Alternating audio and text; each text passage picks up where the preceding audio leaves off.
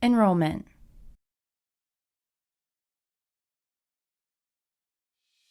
Enrollment is comprised of identity proofing, photographing, and fingerprinting for the applicant's PIV or RLA badge. Please note that the fingerprints taken during enrollment is different and separate from the fingerprints submitted during pre-screening. This time, the applicant's enrollment fingerprints will be tied to their badge, whereas their pre-screening fingerprints were not because their pre-screening fingerprints were only used for their criminal history checks. Additionally, enrollment can only be completed when the NED badge tracking status shows awaiting individual enrollment. For more information on these fingerprint services, please visit the Fingerprint Services page on our website. Let's revisit the 3 categories that applicants may fall into. In the first category, this applicant has never had a prior background investigation on file. Then DPSAC will initiate EAP to the applicant to start a new background investigation and to get pre-screening started. Second, your applicant has a prior background investigation on file, but is missing some other pre-screening requirements. Then DPSAC will send the remaining pre-screening instructions to the applicant to complete.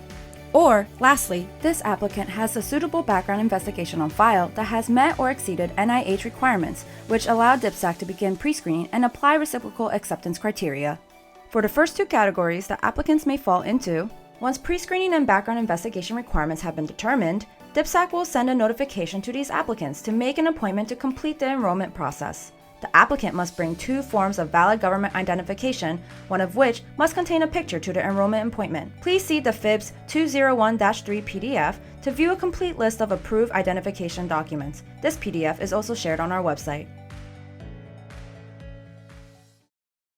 Badge authorization.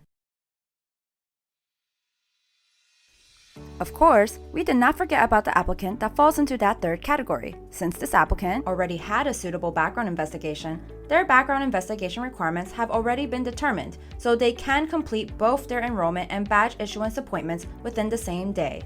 Badge authorization, in summary, allows the applicants to receive their authorized ID badge. For the applicants that fall into the 1st and 2nd categories, they have the opportunity to save some time and also complete both enrollment and badge issuance appointments, but only if they have 1. Been authorized for enrollment, 2. Completed all pre-screening requirements, and 3. Received DPSAC's pre-screening clearance.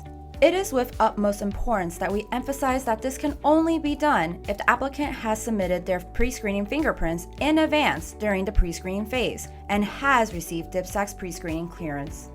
If the applicant did not provide pre-screening fingerprints during the pre-screening phase as asked, then technically their pre-screening fingerprints will need to be captured during enrollment.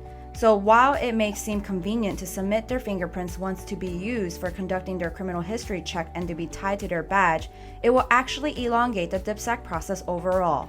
If the applicant's pre-screening fingerprints are captured during enrollment, DPSAC will then need to wait for results from running their criminal history check before giving any pre-screening clearance. Running their criminal history check will take some additional time and does not guarantee the applicant the ability to pick up their badge on the same day as their enrollment appointment. As a reminder, the applicant's background investigation must be complete and cleared before DPSAC can issue the applicant their badge. Therefore, their enrollment and badge issuance appointments may have to be done on separate days, and the applicant will have no choice but to wait. So again, for the applicants that fall into the 1st and 2nd categories, they can save some time and have both enrollment and badge issuance appointments done within the same day, but only if the applicant has checked off all of these 3 points. Thank you.